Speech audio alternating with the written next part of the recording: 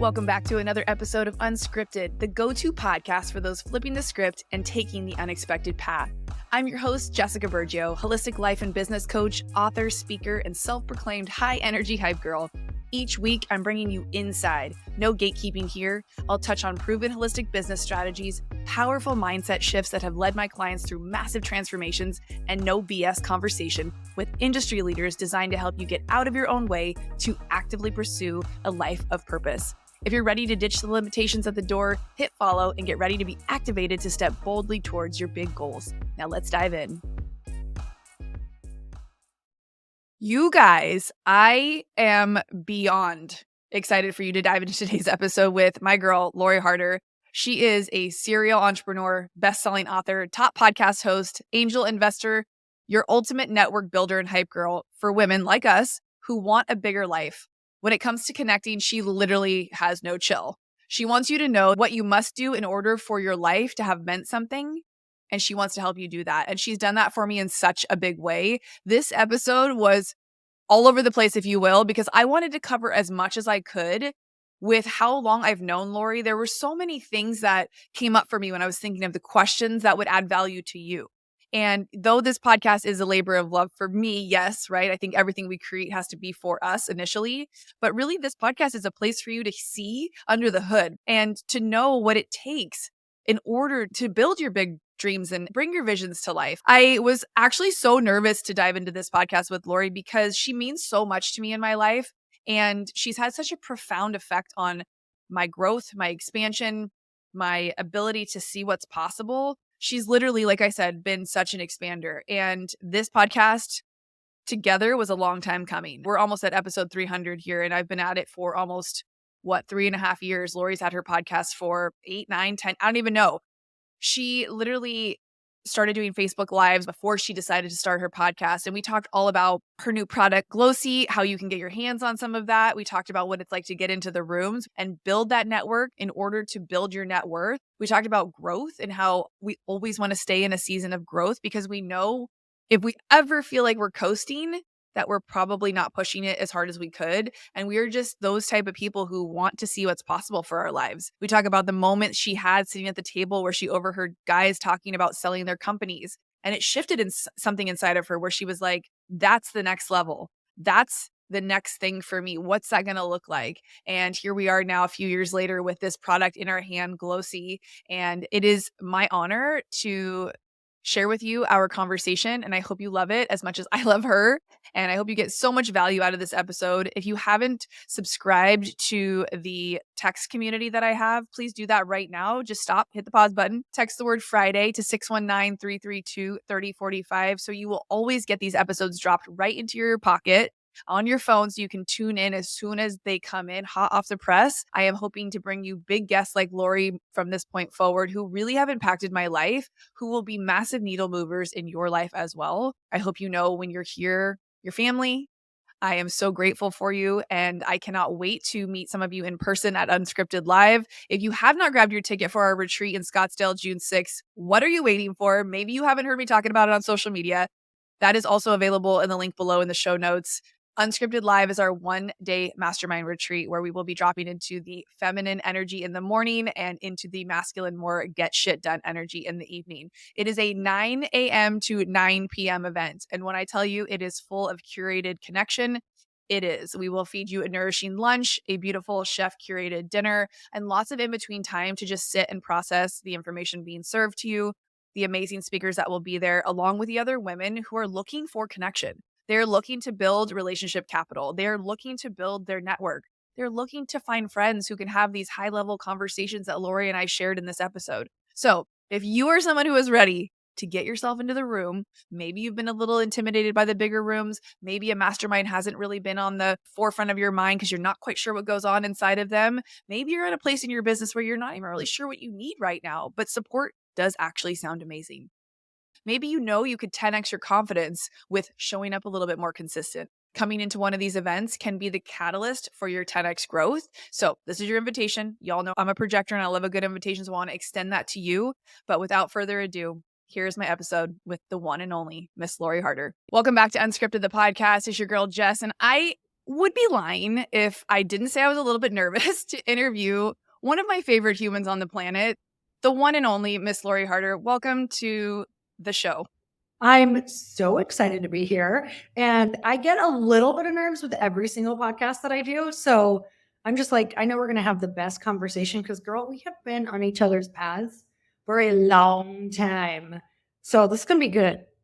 It's been a hot minute. I don't even know how many years. I was going through my phone. I want to say the first group photo I have is from like 2013 when we did the first Strong Camp in LA.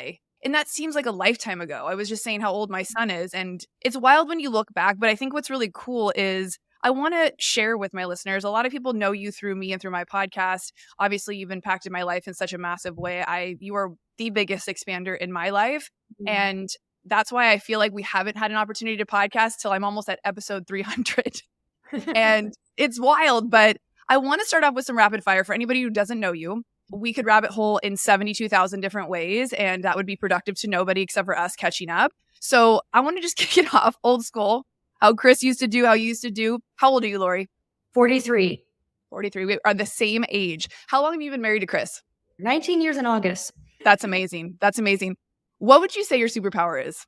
Connecting with people, connecting other people to the people that they need, and also helping people form a better relationship with fear so that they can just go and do the thing.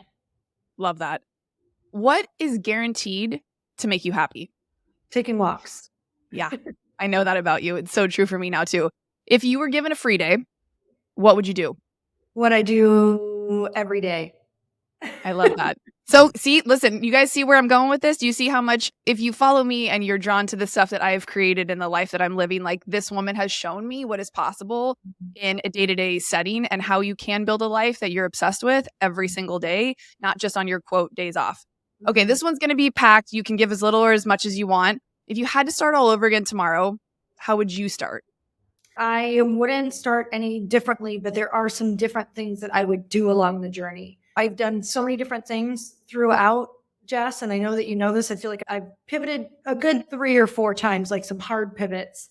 I don't think I would replace the pivots, but I would replace how many different things I did within each category of things. So, for example, in the fitness world, I had memberships, I had a gym, I had some personal development stuff going on. We tried a bunch of different things in fitness memberships. I think I would have stuck with one modality that was working and gone really deep with that. At the time, I didn't really know that was the secret sauce, was just like stay on the thing, get more data, like assess data, take steps, do it again. And we were experiencing some really great success. I really think that would have gone even bigger if I would have stuck with things longer and not looked at them as failures, but looked at it as data.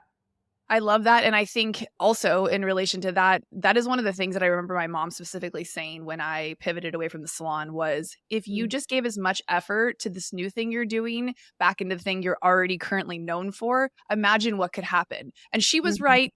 But also, I believe at the core of who you are, who I am, we know there's beauty in that pivot. And those things are what keep us excited. They're what challenge us. They're the thing that we know isn't safe.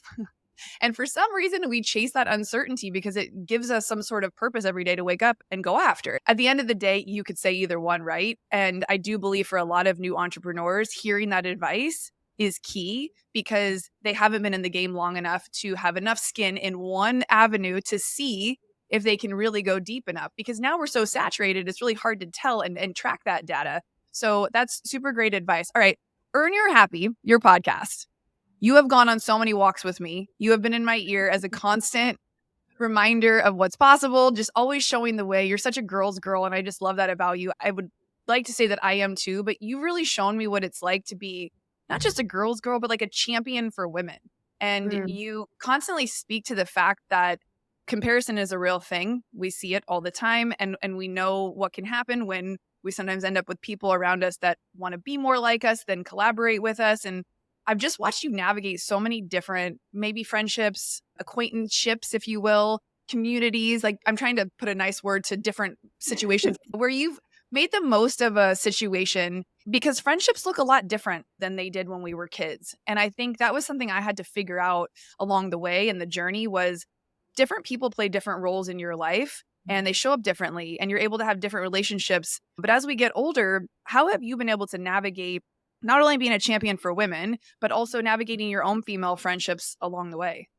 Everything is different. With every situation, the only thing that we can do is look back on the data we have and figure out what role you played in what the result was and take full ownership for that. And if you want a different outcome in the next relationship, you have to respond different. And that's the one thing that I've learned in all of these relationships is if there's a result happening that I don't love, I played a major role in that, whether that was from having too big of a boundary in how I said it or too small of a boundary or giving them a different impression of what we were going to be when we first maybe got together or did something, and really looking at each situation and being like, what do I desire from this? How do I want to show up? How do I want to navigate this? And also the other thing is changing our beliefs around what we feel about certain relationships. So whether that is, ooh, I don't know if I want to partner in business. I had a bad experience in that last partnership in business. Okay. What role did you play in that you had a bad partnership? Did you not talk about your boundaries and expectations from the beginning? Cool. Because if not, you know that you actually could have a good partnership or a good experience if you tried it again, but went back and looked at all the places that you failed and had a really open conversation. Or, ooh, these girlfriends, like you think they're supportive 1 minute, but then they go and take your idea and you see what they're doing down the road. Okay, what part did you play in that? Maybe you didn't tell them to steal your idea, but maybe you weren't clear and upfront about what you wanted out of the relationship, or maybe you didn't speak your mind about what actually happened and tell them, hey, that wasn't very cool when that happened. Here's how I feel. I want to have a conversation about it. I don't want to write this relationship off. Unless they were very vindictive, then you write that relationship off, you learn from it, and you try again. There's so many unique relationships are just like the most unique teacher of your entire life. There's no one right way in any relationship because you have to remember that we are bringing hundreds of thousands of experiences into the moment. Like right now, Jess, you and I are literally bringing all of your experiences in your relationships, in your time on podcasts, and how you think this is going to go, and what you're thinking of me, of what you were thinking about female friendships. And I'm bringing all of that too. So it's like everything is always so nuanced and different that you have to be open to being really flexible in relationships and knowing that every relationship gives the opportunity to not only heal past trauma, but also get some trauma. It brings in the opportunity to not only get like one of your favorite people ever that you could possibly have in your life potentially, or it could invite in your next biggest lesson. I think what happens in relationships is the older we get, we're always coming from defense instead of like openness. And that's why it's hard as an adult to make relationships, is because we tend to enter relationships with, ooh, I don't want to get hurt, or I don't want this person to be leechy, or I have boundaries. And instead have the boundaries, but be open in each relationship. So much there. I feel like we could do a 3-hour podcast on friendships and navigating what that looks like. But you're right. Everything is so nuanced and we do bring in our own experiences into everything. And I think even just hearing you say that as a reminder of not going into things with such a defense, but recognizing maybe if things didn't work out a certain way in the past, how you could set yourself up to win in the future with friendships. Because especially if you are an entrepreneur and business is the thing you love to talk about and you love sharing ideas and you love bouncing ideas off of people that you can trust, you need to be upfront about the fact that you might share some ideas that potentially you could take action on. We've seen it happen. It is what it is. And this may be one of those conversations that we're maybe not going to get into now, but shit happens and people do overstep boundaries quite often. And we can guess why people do that. It comes from a place of defense, like you said, a place of trying to get ahead. But like I said earlier, the one thing I've always noticed about you is, and you've said this multiple times over the years, it doesn't take much to reach back and bring people with you. What does that look like when the invitation is there, but people don't necessarily want to come or they're not ready to join you? Because I know a lot of people in my life have felt like they got left behind per se. I don't know verbatim how they might feel, but I've seen you make pretty big quantum leaps between the differences of people you've hung out with over the years and where you're at now. It's like 100x from when I even first met you. So what happens when they don't come with you? Is there conversations? What does it look like under the hood? Is this too juicy, or can we go there for a second? This is wonderful. What happens when they don't necessarily come with you? There are multiple things that happen, and I've been through all of them. I will say in the beginning of my journey, when you're making the biggest shifts in your life. So in the beginning, it's like your goals don't match up with your current reality. So you probably have a lot of people who have known you for one thing. They have known you for your current or past identity. Even though you're starting to feel different, they still don't feel different about you. They're still attached to that past identity. So what happens is it creates this gap. Now there's a gap that you have to introduce to the other person and say, here's where I'm moving. Here's what I've been passionate about. Here's what I want to do. And you almost do the invite to these people in your life. Like, these are my goals. Here's why. Some people, here's where it goes wrong, is they don't necessarily say why they're doing the things that they're doing. So they don't say why they're not going out on girls' nights anymore. They don't say why they can't go and do those things that they were doing before, or show up the way that they were. Maybe they were so overextended, they were making themselves a martyr, where they're just like, I'm so exhausted. And then now they blame that person because they don't have the boundary. So the important thing is, when you start to make this change, have the conversations in your life with these people. This is the hardest thing you'll do, and the biggest, most impactful thing you'll do for yourself in order to get to where you want to go. So if you are starting a business, it's requiring more time from you and less time with maybe your friends or your family.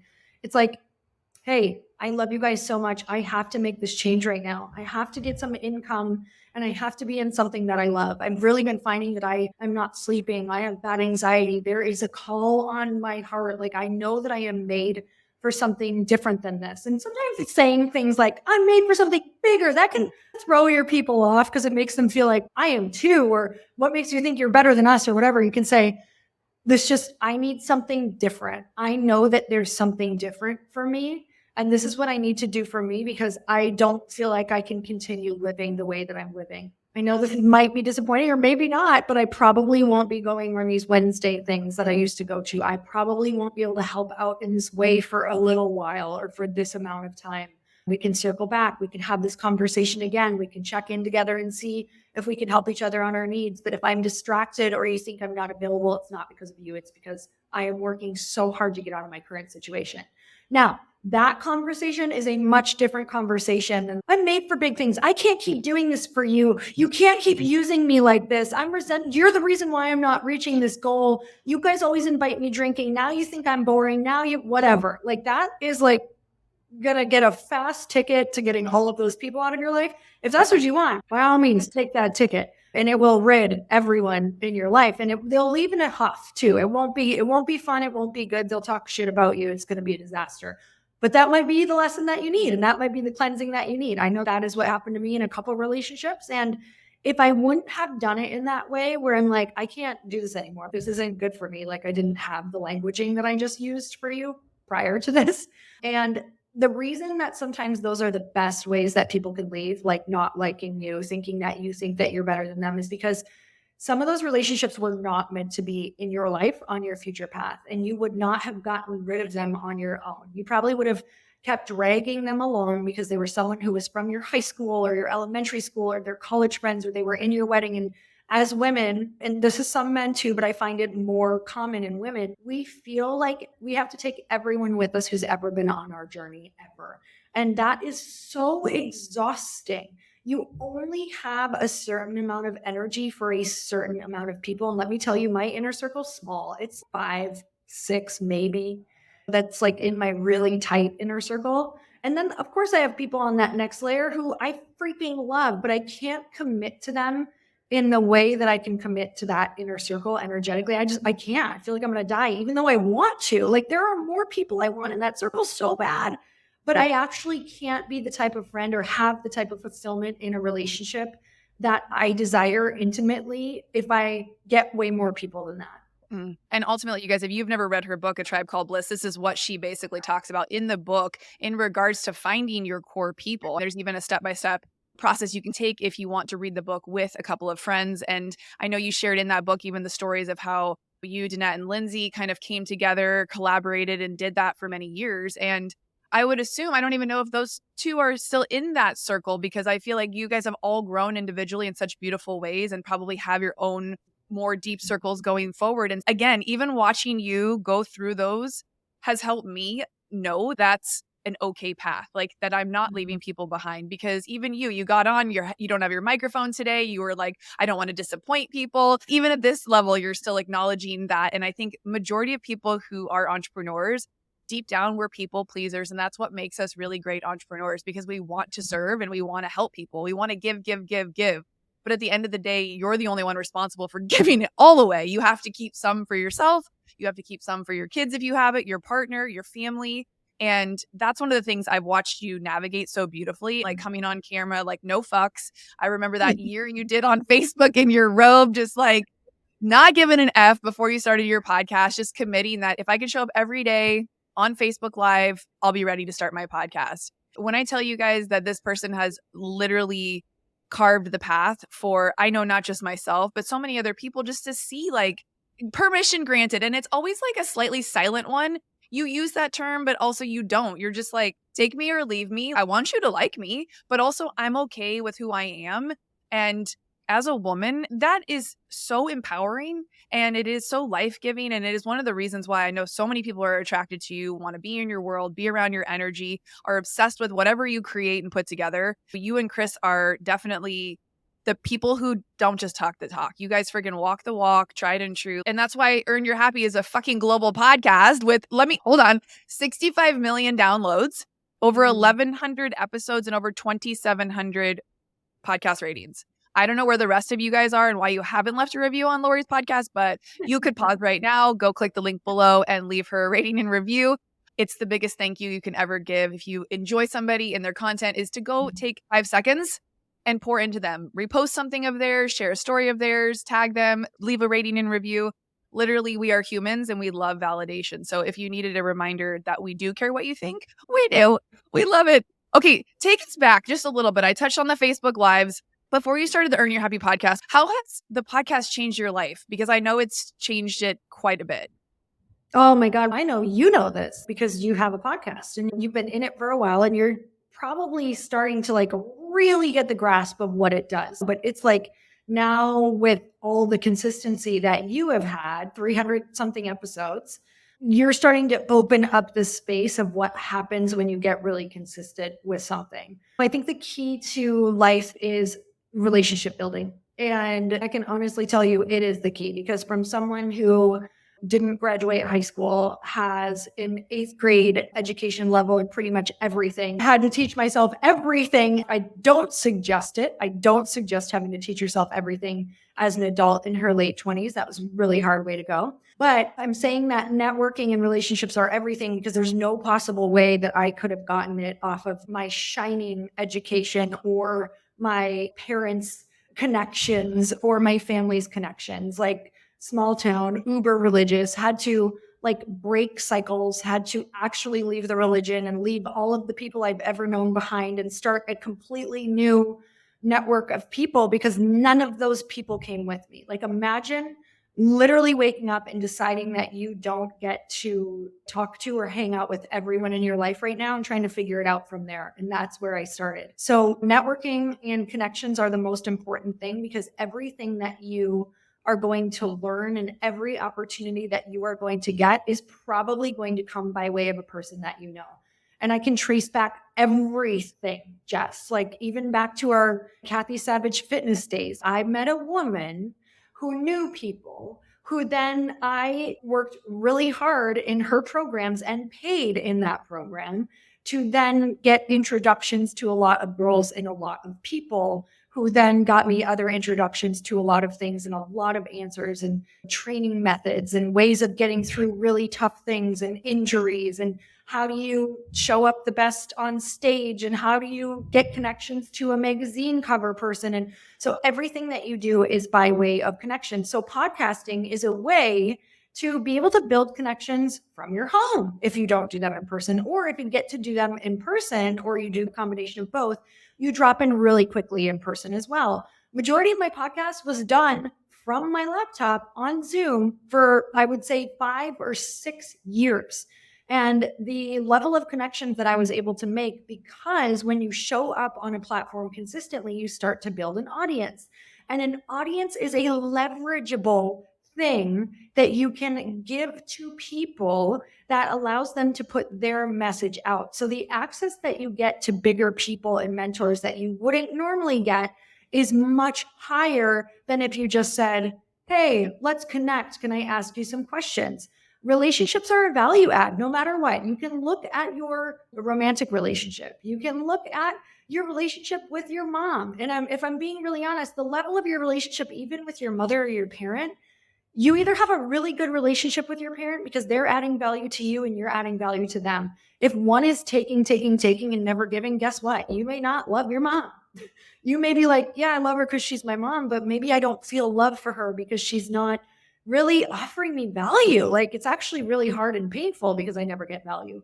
So you have to think of this as, it's not a negative thing to be like, oh my gosh, how can I give value to them? And the other person think, how can they give value to you? That's what a relationship is. Even in my romantic relationship with Chris, it's we add value to each other. We try to do things for each other. We try to show up for each other. I know that if I'm not a good partner, he doesn't have to stay with me.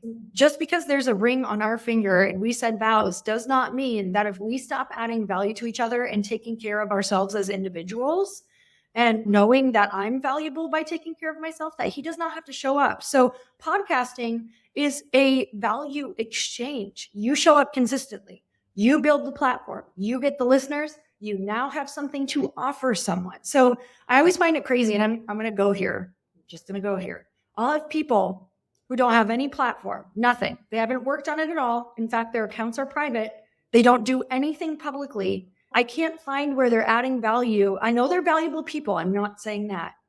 But I can't see where they're adding value publicly. I don't know what they're doing. They say they're doing something, but I don't know if they have a viable business. And they say, I want to come on your platform. I have a great story. I know I can offer value to your listeners.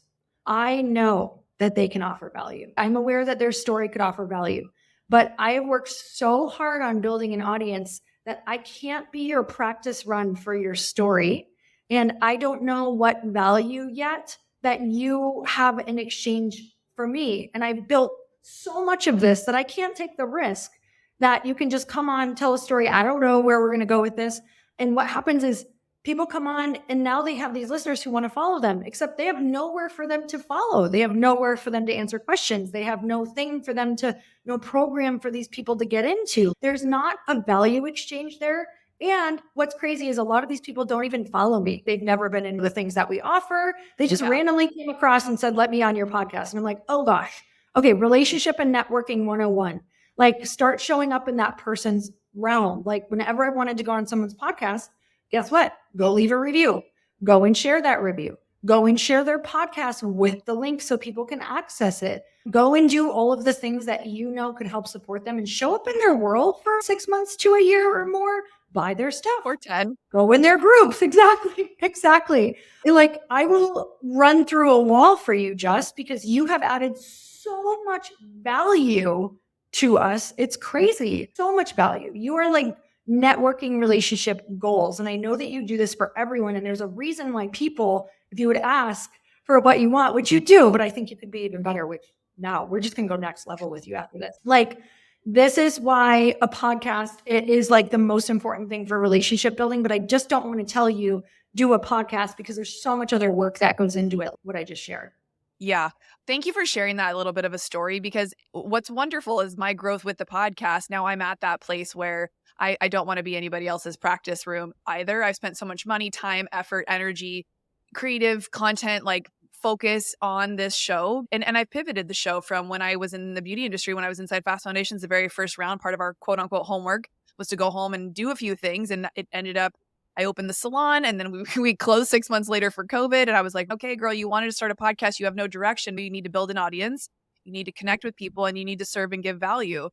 Figure it out while you do it. And it's just proof that we all start somewhere, but a podcast should be top of funnel for anybody. So if people are curious about starting a podcast, how do they know when it's the right time to start a podcast? We could rabbit hole on people who ask to be on platforms, but I think if you're listening to the show, you're someone who gets it. But I know a lot of people are curious. When is the right time to start a podcast? And does everybody need a podcast? I feel like I have to add one sentence to the thing that I said, because I feel like I left someone hanging who's listening and says, okay, if you don't get your opportunity, like on a podcast, if I don't get my one shot and someone says, okay, you get to practice on a podcast, how do you get on a podcast? You guys, if that same person would have said to me, I've never been on a big podcast, but I do lives on my page every day that you can go and look at and hear me talking and telling my story. That's very different.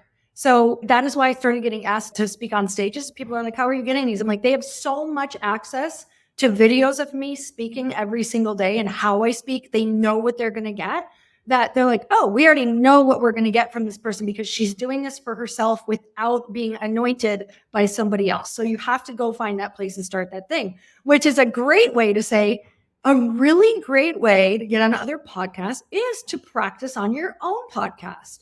And a lot of the podcasts that do really well are the podcasts where people are actually just doing their own solo episodes. The host is speaking. Like, those podcasts for me do equally to my interviews, if not better, because people want to hear your thoughts on everything, on anything. So when do you know if it's the right time to start a podcast?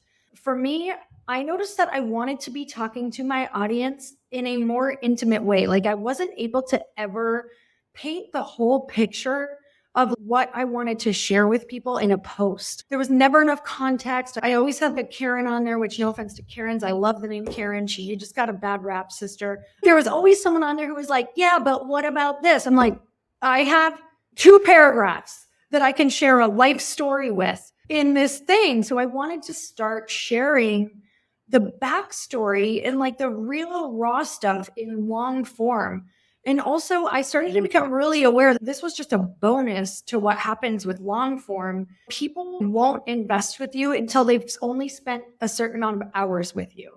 So a quick way to speed that up is to do long form content, meaning it used to be, this is years ago, so I'm going to take an average from years ago, probably about 7 years ago. It was, people had to spend on average 7 hours with you, whether that was through stories or through reading your posts online or through emails. They had to spend 7 hours consuming your content before they made a purchase from you. Now, that's only 7 episodes. Whereas if it was content, that'd be, what is that, a year, 2 years? So if you want to speed that process up of know, like, and trust, you can do that a lot faster through long form content. And so that's been huge. And Chris and I have noticed that if we're in a room and we have maybe a product that is like a higher price, I would say 95% of the people listen to our podcast who are in that room. I love that. And I think that's a good nugget for anybody who's curious, right? Because you're listening to 2 people who have podcasts. If you listen to podcasts, you might be attracted to that. I think you at one point had said, generally, it's good to make content that you like to consume. So if you like long form, if you like stories, if you like being told stories too, you're probably going to be able to serve at that level and share stories as well. But we know that storytelling is the game changer in sales. It is the thing that gets people hooked into your world. It's the thing that gets them to know, like, and trust you, like you said. And I've definitely spent more than 7 hours listening to your podcast. We'll just say you have a fan and a groupie. And I think that's the coolest thing is now that I've opened up my mastermind, those are how people are finding me. And I have people that say, I've listened to your podcast for the last 8 months or the last 6 months. And I know that was working for me in order for them to know that I was somebody they wanted to spend more time with, go deeper, learn from. And it's definitely been the catalyst to selling out my very first mastermind with no sales page, no launch, 7 people, basically in my warm market, if you will, based off the podcast, based off me getting in rooms like Girlfriends in Business, getting in Chris Harder's Roundtable. I had somebody from Chris Harder's November Roundtable join my mastermind, somebody from your Girlfriends in Business join my mastermind. So these are the power of staying in connection. And truly, everyone says it, your network is literally your net worth. I want to dive into how you built the relationship and moved over into the growth day world with Brendan. Can you explain how that kind of happened and how that beautiful relationship has changed things for you as far as the podcast? The thing with Brendan is crazy, and that is by way of another relationship. And also it is by way of what I talked about just a second ago, of having enough evidence of who I am and what I do and how I speak online that was accessible to know what they're going to get. So if you don't know what the Growth Day platform is, it is this amazing freaking genius personal development app that gives you access to like master classes with all of our mentors. Jess, we've got Brendan Burchard in there, who's the top high performance coach technically in all of the world. Like we have some of the New York Times bestseller. I don't even know how many times over. This guy is like a genius who gets invited in to hype up like celebrities on that type of level all of the time. He has invested in some of the biggest companies and is a part of some of the biggest companies. He is a savvy business person. He's just had so much life experience. And on Growth Day, there's also Ed Milet, there's Jenna Kutcher, there's Mel Abraham. You name it, honestly, I think everybody is on that platform. Brendan was looking for some podcasts that he just knew were great, that were a different range of voices of people coming from different backgrounds. And I think there was 7 of us, and someone had suggested to him my name. And my name had come up in the room, and a bunch of people who were in the room spoke highly of me. Thank God. Like, this is the power of relationships. And majority of those people that were in that room had all been on my podcast. And they were like, oh, that podcast added a lot of value during my book launch, or that podcast did this, or that podcast did that. So that opened the door to, oh, this person has this reputation around them. It's truly, you guys, one of the biggest reasons why podcasting is important, why doing lives are important, why putting yourself out there is important, is you're never going to just get picked out of the sea of people. You have to set yourself apart and show who you are and what you're doing on your own platforms in your own way. And that's something that I realized early on in my fitness career was, if I want to have a magazine cover, which was my goal, and I wasn't getting chosen for like 4 years of submitting and choose me, I didn't understand that I needed to add value to them. I was just waiting for them to pick me. And what I flipped when I finally got chosen, by the time I got chosen for a cover, I didn't feel like I needed it because I had already created a platform. You have to look at everything and everyone almost as a business. What are you doing that could be a value add for them? What are you doing that could expose them? So with that relationship, it was like, I built this platform for 7, maybe 8 years now. I don't even know. I think I started it in 2016. And all of my stuff was out there. All of my work was out there. You need to make it an easy option for people by showcasing everything you do and building your own platforms that can add value to others.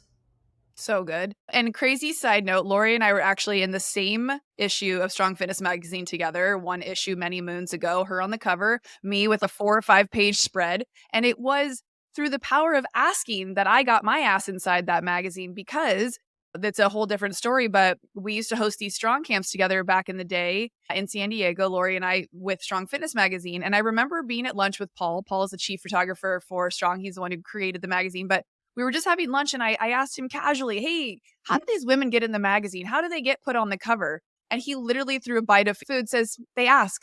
And I looked at him and I said, can I be in the magazine? And he said, yeah.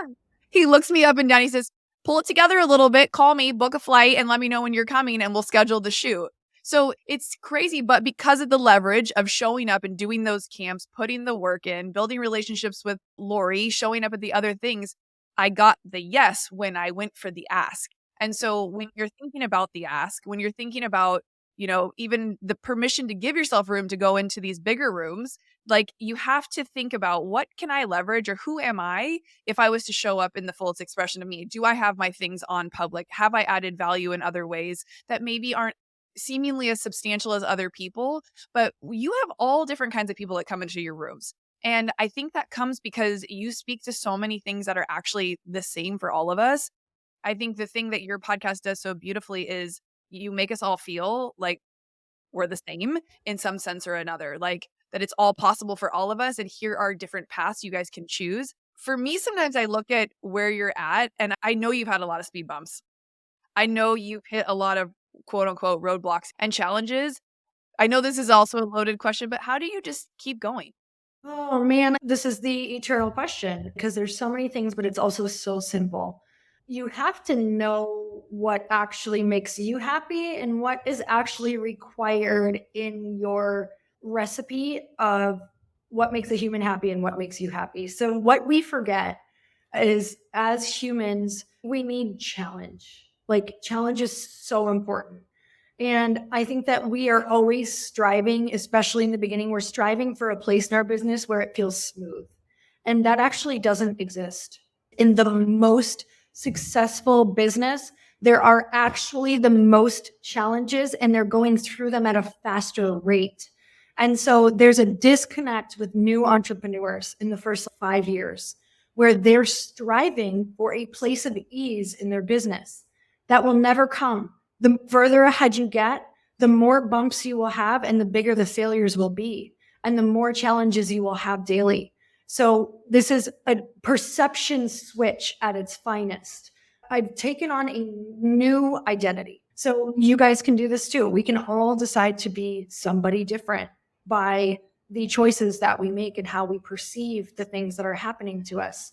So for me, I now believe that if I can get through more challenges throughout the day, that I'm getting stronger, that I'm getting better, that I can handle more, that this must mean that I can make more money. This must mean that I have the capacity to call in people who are even more successful than me. This means that I'm becoming more resilient and I'm, going to be ahead of whatever you need to think. It's got to be that perception switch of not, why is this happening? Why is this so hard? Why am I not getting chosen? Why is my product not selling like I want it to?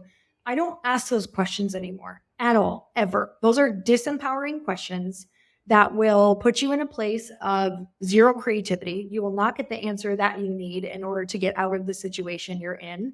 I look at every challenge as, ooh, awesome. The more challenges that we are solving a day, this means that the more we're going to grow. So how fast can I solve this? How much can I emotionally detach from it? Because let me just tell you, business is the most emotional game you'll ever be in. And of course you're going to feel it. It's not that I don't feel it anymore. It's that I don't wrap my identity up in a bad customer service email because I know what my intentions are. I know what my intentions were. And I just say, okay, this is a singular problem. This is not how everybody feels. I don't get wrapped up anymore in a failure. Everybody's failing. They're just not showing the whole failure. The men that I talk to in business who are playing a big game, they have lost millions of dollars of investor money or their friends' money. And they just don't get wrapped up in the disappointment of all of it. They just don't get wrapped up in saying, I failed. I'm a horrible person. I can only imagine what these people are saying. They're like, let's fix it. Let's figure this out. Let's support ourselves. What does this look like to move forward? And so I think that you can only get better by having conversations like this with other entrepreneurs, or your reflection is from somebody who is not doing what you're doing. And they're going to be like, ooh, that's hard. Or, ooh, that's bad. Or, ooh, don't you feel scared? Or, oh, I bet you feel awful. Hell no, those are not the conversations you need. That's why just like Chris and I, we're so passionate about creating rooms where the conversation is a supportive one for where you want to go. And him and I, we'll be 90 creating rooms like this because it's what lights us up, having the conversations that support the human that you want to be, not support like your past or make you regress. And you have to be having conversations with these other people in order to do that. Yeah, so much there. And you guys do a beautiful job of that. You literally create what you want to exist. You guys want this, so you build it. And you're one of the people who have always said, no one's coming to invite you, Jess. Like, you sometimes got to build your own table. So you went out and created the rooms for people to come into, and they were little in the beginning. Lindsay shares those about just a handful of people. Angie Lee, 2 people at her first event. Like, everybody starts somewhere. And I feel so bad for the early stage entrepreneurs who are, like you're saying, are waiting to hit that sweet spot of like ease. And I'm guilty of it too. I think we all are at some level where we're like, okay, can we just like sit for a second? But ultimately we kick this off by even talking about how fun it is to have those challenges. It gives you purpose to get up. And that's why we see people who have insane amounts of money still working so hard. And I love that there is now, I feel, a small gap for those early stage entrepreneurs, which I'm filling with the Unscripted Mastermind because I'm still relatable to that level of entrepreneur. And you guys are creating rooms for people who are reaching 7 and 8 figures in their life and business. And those are their big goals. And they don't want to feel weird when they want to talk about stuff like that. And I remember specifically, because I want to dive into Glōci because I'm so excited it's finally here. You sharing a story of sitting at a table, a dinner, I think it was, with a bunch of guys, and they were talking about exits and how much they sold their companies for and what it was to feel like sitting at that table. And it's when you hear conversations that trigger something deep in you where you're like, ooh, that is the thing I never knew I wanted, but holy shit, thanks for fucking my whole world up. Now I do want it. Yep. Oh, yeah. I was like, oh, so this is what the next level looks like. I want to hear that moment where you were at that table and you were like, okay, if nothing changes, nothing changes. Where did the idea for the original business, which was Light Pink, take me back there? Get me inside of what your head was at when you heard those conversations going on. Oh, man. Okay. So this was at a point where I had kind of checked all the boxes of how far I had dreamed. So I told you how I grew up and education level. It was like I hadn't dreamt past fitness membership, personal development events, and then writing a book. And so I found myself after writing a book being like, okay, I did love that, but writing a book was really lonely. And it seems like in this career, I guess you just write another book and then you launch again and you do another course. And I was in this conversation with some female friends where even though they loved it, we were like, where is that life-changing money where we get to go and sit on like maybe boards or other companies or invest in other women's companies? Like, where is that money where like the buy your family some houses money? Like, where's that? Because I want that. And I'm unapologetic about wanting it. And we're like, this is freaking amazing what we're doing, but it's not here. Like you need to sell a company or do these things that we had only just heard like whispers of, because we weren't having these conversations in my female friendships at all. No one had exited a company. I didn't even know what exited a company meant. I'm like, do you leave? What is that? Selling a company, doing that. So Chris at the time had started investing in companies. And I was like, I want to be investing with you. I want to start understanding what that even means. And we were living in LA. And he started going to these dinners with these guys who had started companies, sold companies, investing in companies, and they support each other. They do a lot of things called like deal flow, where if they get an opportunity of a company that you can invest in, they bring it to these groups of guys and say, hey, there's this great opportunity, or this person invested and they're like a really savvy investor. Maybe we should look at it. Conversations I was not having. And these are all the conversations that you need to have if you really want to expand your money, investment in some sort, right? If you ask anybody who's really wealthy, they'll talk to you about investing in something, in some form. And don't get me wrong, startups are definitely like a risky way to invest. But I'm sitting at this table because Chris invites me to dinner and I'm like, oh my God, I am not having these conversations with my girlfriends and we are not talking about this level of money this casually. So where could I go to learn more about this, or how could I get this in my female friend groups? And the answer was like, it's got to be me. I didn't know anyone else. There was no one else who would spearhead this conversation. There was no one else who was going to invite me into a group that is going to teach me about this. There was no one else who was going to say, hey, we're going to raise money. We're going to learn how to do it together. Like I couldn't find anyone in my friend group. And so I decided that I was super interested in products at this time too. Like I was starting to follow these different female founders and I was starting to listen to their podcasts. So it was all happening simultaneously because I wasn't feeling as lit up by the normal personal development podcasts that I was listening to. They were great, but I had 15 years of them. I'm like, ooh, I want to hear about business. That was starting to make me very excited. So I'm listening to these female founders who have products and I'm like, I'm obsessed with products. All I do is sell products without getting a commission. If you're my friend, you're probably going to be using the eyeliner I use because I'm going to force you to buy it because I'm obsessed with it, or the color of lipstick, or like, no, it's the perfect one, or no, this natural deodorant because I've tried 30 of them. Like I am a natural salesperson. In fact, everyone on here, probably if you're a female, is probably a very good natural salesperson if you love the product. And so that was the moment of, hey, I think that I want to get into the product space. I'm obsessed. I see so many products that I think could be better. I think that this could be an opportunity to not only teach women about investing, but that we all learn together. I want something that has a possibility of a really large upside. Don't get me wrong, it has a possibility of a very large downside. But I'm willing to take that risk because I can't keep doing what I'm doing. I know that there's something else for me. So that's where the idea came from. So amazing. And if you guys want more of that backstory, you can obviously dig into her podcast episodes where she shares a ton about that. But I want to talk about the fact that we did just get the product in our hand and we have the actual Glōci, the skin routine you can drink. It's so amazing. I love the way it tastes. Thank you for obsessing over the flavor, because you, as someone who's been in the fitness industry, a lot of the things that we take can be overly sweet or have a weird aftertaste, or just like all of the things they can do to products. This tastes super clean. I have a very discerning tongue for anybody who gives two fucks. Like I am very sensitive to flavoring. And so this is literally like made me so happy because I actually really like it. And you talked about that on a podcast episode this morning that I listened to, where you shared too how much you obsessed over the flavor and making sure that it tasted clean and it tasted like, something you wanted to drink every single day. I literally know that you have done everything possible to not give up on this dream. I've watched you over the last 4 years fight through some of the hardest shit to make sure that you figured out how to not let down the 54 female investors that said yes to you when you were launching a completely different product. I know your time is sensitive and I want to respect that, but I want you guys to understand, if you have ever wanted to support somebody in business, if you've ever wanted to be that champion for other women, and simply showing up and trying other people's products, sharing it on social media is the way to boost other people's businesses. And it takes you 5 seconds. And no harm if you don't care for something, but the fact that you're willing to try based off the fact that you see someone else putting so much skin in the game, when you stay around the energy of people that are showing you what's possible by actually bringing products to market, showing you how you can include other people, it only up levels you. And it's funny because everything takes you to the next level and introduces you to the next big wild dream that you didn't even know was inside of you until you heard it or you saw what was possible. So I have a few more questions before we jump off. I know I want to be sensitive with your time, but what are some of your non-negotiables right now, Lori, in this phase of business, in this season of your life? Like, what are some of your non-negotiables that you live by? Have to take care of yourself physically and mentally.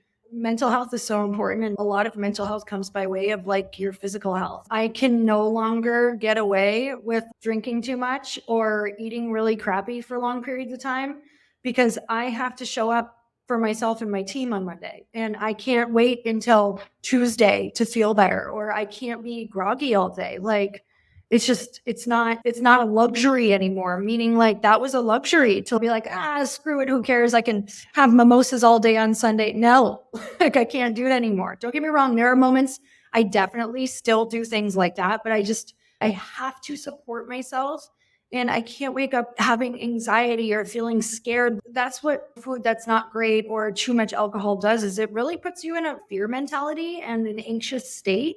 So it's a non-negotiable to take care of myself, to do 1 to 2 minimum walks a day for stress.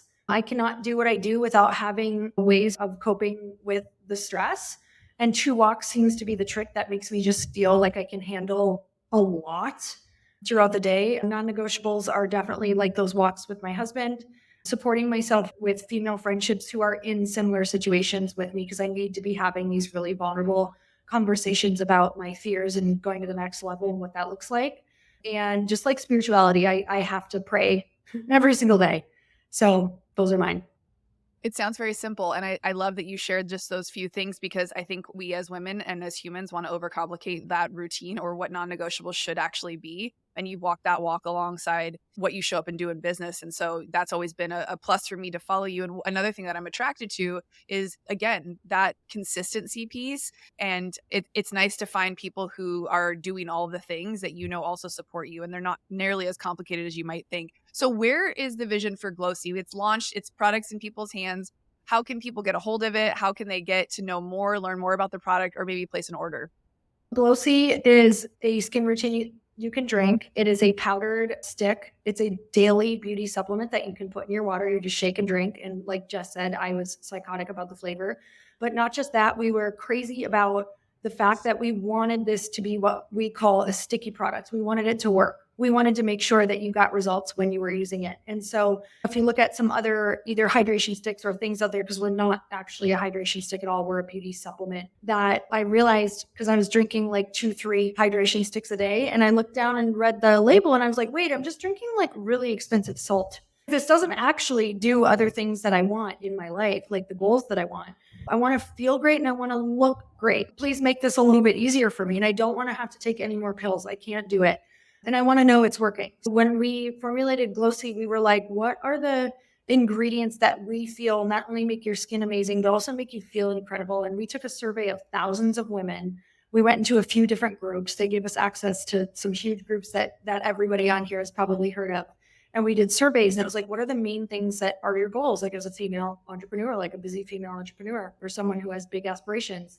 And it was, I want to feel lighter. I want more energy. I want my skin to look good. I want to feel hydrated. Those were like the top main ones. And we're like, great, let's focus on ingredients that do that. And so instead of doing 30 different ingredients and trying to say we do it all, because a lot of people do that. And actually they call that fairy dusting, where you take a little bit of a lot of ingredients that don't really make an impact, just to be able to have it in there or say it's in there. Of course, after compounding, that can help. But we're like, what if we just did like 7 really key ingredients that could do some heavy lifting for us so we could see the results we want? So we took a big gamble and invested really heavily into 2 of our ingredients because they were very expensive, because they ran clinical studies on them. One of them, the probiotic. And we were like, well, how else do we know if it works if we have this amazing company that keeps investing in itself? We chose a probiotic that has incredible clinical studies on immune health, repair, body composition, energy, like so many different incredible things. So it's really exciting. We're going to be linking a bunch of articles if you are in our funnel so you can see how great what you're taking actually is. We have hyaluronic acid, we have prickly pear, we have zinc, we have magnesium, we have vitamin C, we have coconut water powder.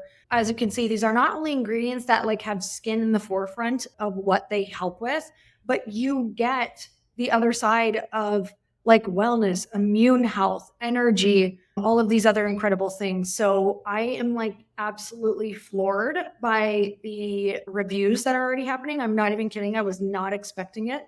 And I wasn't expecting it this fast. And we're not doing anything besides saying if you want to leave a review. So it's like a very, very exciting thing to see what you put all of your effort towards actually working and people freaking out about the product. I'm obsessed, but I'd rather have people just have their own experience and really document how they feel and what's different for them in that first 30 days, because you're probably not getting a lot of these ingredients right now.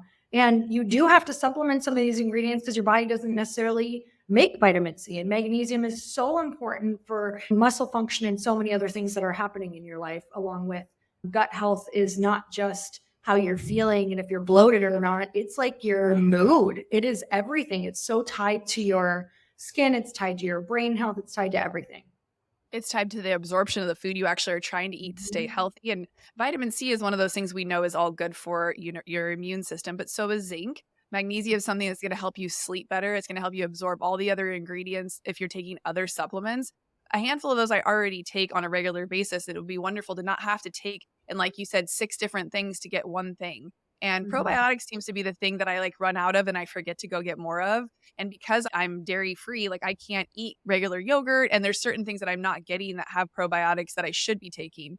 And I honestly think like with how fast paced life is, we just can't ever eat enough of the good stuff in order to get all the vitamins and supplements that we need. If you guys know me, I swear by this as the means to why my mood is always like, how are you always so energized? How are you always so hyped, Jess? It's because I take care of myself. And I'm so grateful that my friend Lori created something that I can just throw in my water and drink throughout the day, because you're right. I was drinking those hydration sticks too, and I hate them. They're gross.